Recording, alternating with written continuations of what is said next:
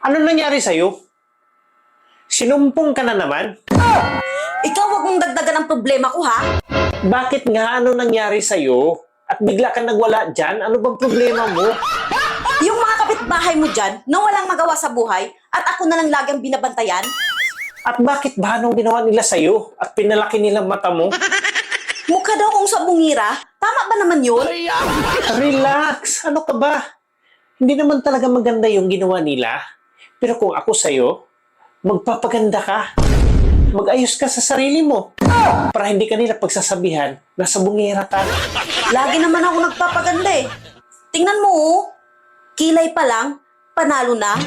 Oo nga naman, ang ganda-ganda mo na nga eh. Sa kilay mo pa lang, sulit na. Pero bakit sinasabi nila sa'yo na sabungera ka? Ang haba daw kasi ng uso mo. Parang tuka ng manok.